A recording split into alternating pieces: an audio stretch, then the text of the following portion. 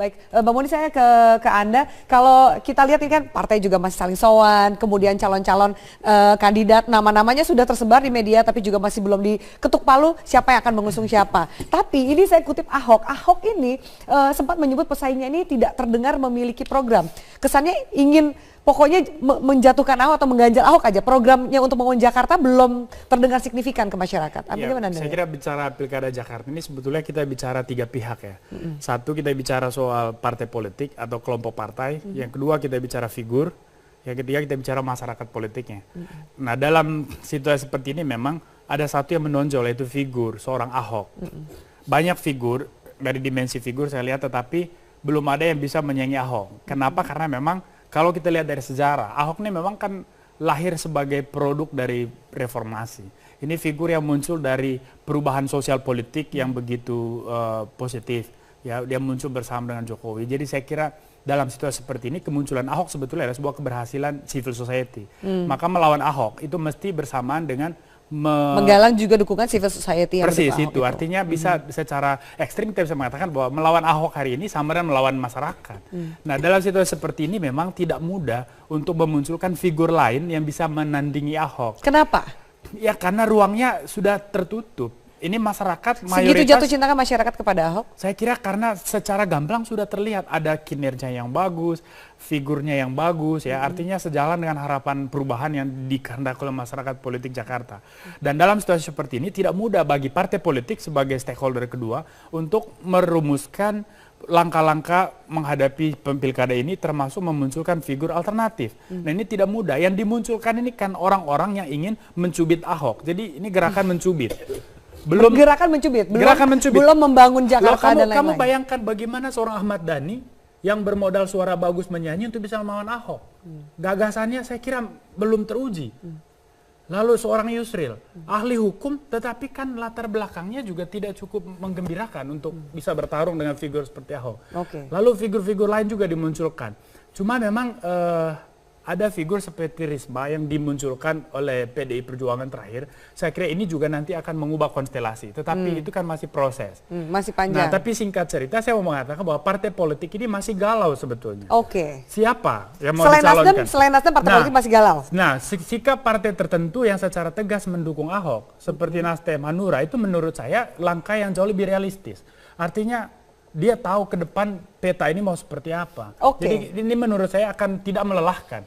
Justru melelahkan ketika partai politik tidak siap mau bersikap sebagai pendukung atau penentang. Kenapa masih galau? Contohnya Gerindra, kenapa masih galau? Nama-namanya sudah terkumpul banyak. Atau memang kalkulasinya belum ketemu untuk melawan Ahok?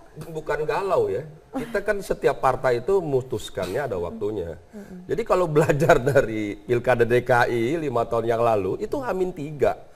Baru kita putuskan Jokowi Ahok. Dan untuk diketahui dan semua saya kira masyarakat sudah tahu bahwa itu kami itu dulu hampir setiap minggu bicara di internal. Tapi kan tidak di media. Bagaimana kalau Ahok, bagaimana kalau Jokowi. Bahkan waktu saya ingat rapat, jadi kita dukung Jokowi. Ternyata kita baru tahu, oh ternyata itu kader PDIP umpamanya. Sehingga kita kan harus sowan umpamanya. Mas, ini saya melihatnya ada kerumitan. Kalau buat Gerindra ya, saya melihatnya ada sedikit kesulitan karena mereka tidak punya cukup figur, stok figur untuk bisa muncul di Jakarta ini kurang. Kemarin tuh ada Sanusi, ternyata kan sudah jadi pesakitan. Dan saya kira hari ini bukan tidak mungkin Pak Prabowo sebagai ketua umum tentu memikirkan Ahok ini kayaknya perlu kembali di madu. Jadi gini ya. Perlu di madu. Ditahan dulu Bang, saya mau dengar. Silakan. Jadi yang pertama, partai itu di ujung, Mbak Afi. Dulu siapa yang memperhitungkan Pak Jokowi sama Ahok? Nggak ada, Mas Boni. Contoh, mohon maaf, dulu PDIP nggak masuk nominasi. Pak Jokowi bolak-balik ke Jakarta, PDIP nggak ngerti-ngerti. Nah, akhirnya kami yang minta, ya kan, sampai Ibu Mega, wah nggak mungkin, ini terakhir, apa mungkin biayanya dan sebagainya begitu. Ahok apalagi? Ahok juga ada yang memperhitungkan. Ahok maju di Babel, Bupati 1 tahun maju, Gubernur kalah, maju di Sumut, kalah. Kemudian di DKI Afi yang lalu Ahok itu ngumpulin KTP independen loh, nggak cukup dia 100.000 aja nggak sampai ketika itu. Tapi ketika kami minta tentu dia surprise, senang sekali. Saya termasuk orang yang ada nggak stok Gerindra, ada nggak stok yang Ahok berikutnya? Tentu ada. Gitu. Jadi bukan karena jadi tadi Mas Boni saya menjawab Mas Boni ya. Ahok itu dulu bukan siapa-siapa. Jokowi juga bukan siapa-siapa. Jadi terlalu dini. Ya, tapi untuk- Iya, terlalu dini. peta dan Saya situasi luruskan berbeda. ya, sebentar. Sebentar. Terlalu dini untuk berlebihan ya Iya. menjudge seseorang. Hari ini kita kalau kita bicara Yusril, bicara Adi Aksa, dia udah seorang menteri dan sebagainya ya. Oke. Jadi Tapi- itu Sandi ya dan lain-lain. Saya kira figur-figur ini kalau survei Mbak Afi dulu ya Jokowi Ahok itu 6%. 6%-nya kapan, Afi? Jadi, bulan Juni Saya- 6%. saya luruskan Baik, dulu. sebentar. Kita jeda dulu ya. Kita nanti kan banyak kejutan di Iya. Pilkada 2017 di Iya. Pilkada DKI ini. Oke, baik. Tadi Bang Riza terlalu banyak kejutan yang mungkin akan terjadi di meluruskan. Pilkada 2017. Oke, Boni, saya persilakan Anda untuk Saya meluruskan. Sebetulnya gini, saya meluruskan. Ini soal paket Jokowi Ahok dulu. Itu nggak benar juga kalau diklaim sebagai jasanya Gerindra. Oh, jasa semua. Jauh-jauh hari Ibu Iya. Mega sudah meneropong Jokowi memang. Sudah jauh-jauh hari. Bahwa ada perbedaan pendapat di satu partai, saya kira semua itu terjadi. Nah, bahwa kemudian keputusan Ahok menjadi wakil itu kontribusi Gerindra. Oke. Itu jelas. Nah, tapi apakah pertanyaan Afi tadi, kejutan ini akan terulang di pilkada kali ini? Saya kira kalau formatnya bisa saja, tetapi substansinya sudah melenceng. Karena yang satu sudah figur yang diakui oleh publik, sudah ada track recordnya, dukungan publik terukur dari KTP dan sebagainya dan survei. Yang figur lain yang akan dimunculkan ini belum terukur. Nah, artinya dalam situasi yang terbatas ini, saya kira butuh keajaiban besar untuk bisa memunculkan orang yang bisa melawan Ahok. Nah, ini yang dan sejauh ini saya kira PDI Perjuangan juga belum punya Memutuskan. satu sikap yang jelas apakah menolak atau mendukung Ahok. Butuh berapa Ini- lama sih? Ini Jadi masih gini, diskursus Afi. yang berlangsung. Ya. Soal kemudian dan- kemudian survei 53% ini yang dikatakan belum aman, apa Nasdem juga melihat itu belum aman atau so far cukup untuk melihat memprediksi apa yang terjadi? Ya untuk khusus untuk di Pilkada DKI memang kita harus tingkatkan elektabilitas itu pasti, gitu ya, karena untuk di DKI kan harus 50% plus 1. Oleh karena itu maka Nasdem maupun relawan dari teman Ahok dan sebagainya, saya pikir juga tetap harus bergerak dan bekerja untuk dan Untuk meningkatkan elektabilitas itu. Kalau Oke. misalnya pembicaraan kita ini pembicaraan ibu-ibu arisan ya, saya kira semua akan terbuka dan jujur bahwa sebetulnya kekuatan terbesar dalam proses pilkada kali ini di Jakarta adalah partai pemenang pilkada pemilu yaitu PD Perjuangan dan juga figur yang terkuat yaitu Ahok. Nah, saya mengandaikan kalau saja misalnya PDIP mendukung Ahok, ini diskusi nggak perlu lagi karena pemenangnya pasti Ahok. Nah, tapi kalau misalnya tidak, maka ini kita akan lihat seperti apa PD Perjuangan melakukan manuver. Apakah memunculkan orang yang bisa menandingi Ahok? Seperti Risma Atau kemarin. nanti kemudian abstain jangan-jangan. PDIP ini 28 kursi loh, butuh cuma 22 kursi, dia bisa makanya saya mengusung bilang, sendiri. ini tergantung sikap. Kalau PDIP memunculkan figur, ini cukup mengganggu keamanan Ahok. Ya, pasti. Tapi kalau misalnya PDI Perjuangan kemudian abstain, saya kira ini akan memuluskan jalan Ahok. Kalau abstain ini justru menurut saya lebih bijaksana ya, kalau kita melihat dari dimensi peradaban demokrasinya.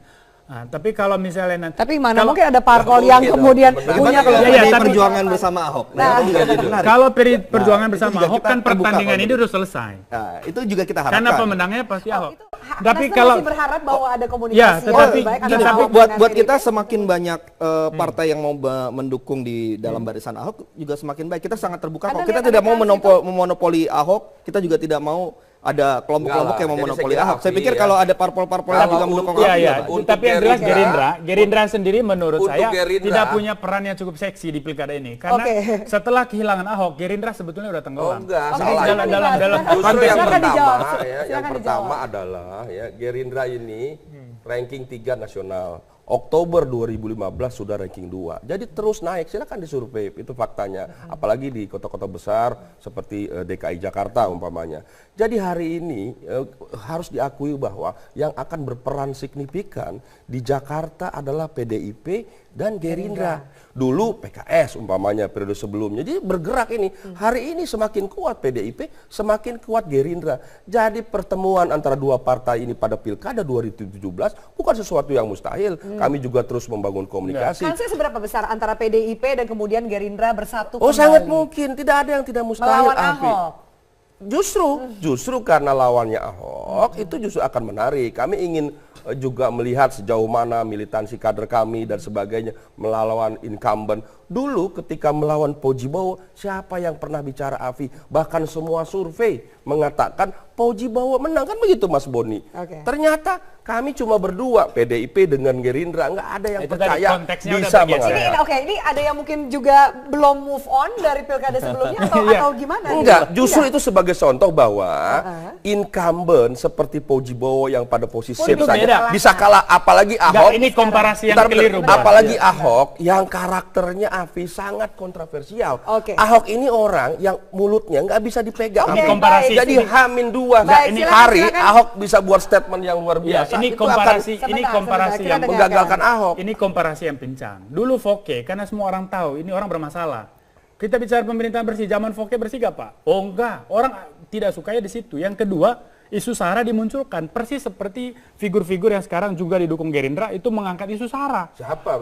Kelompok Yusril mengangkat isu SARA. Ya, Kelompok-kelompoknya siapa lagi itu menyebut Ahok Cina dan sebagainya. Jadi saya kira semakin konyol seperti ini justru semakin menyamakan diri dengan figur Foke di masa lalu. Dan ini pasti kekalahan. Jadi kedepannya seperti apa? Apakah kemudian memang masyarakat bisa mendapatkan pilihan justru Api saya lebih baik untuk klarifikasi. Jakarta? Gerindra partai yang nasionalis tidak pernah bicara SARA. Mas Boni, kami itu justru yang menghadirkan Ahok karena ingin menunjukkan kami partai nasionalis. Nah itu betul, itu betul. Tapi maksud saya figur yang Anda sebut tadi. Baik.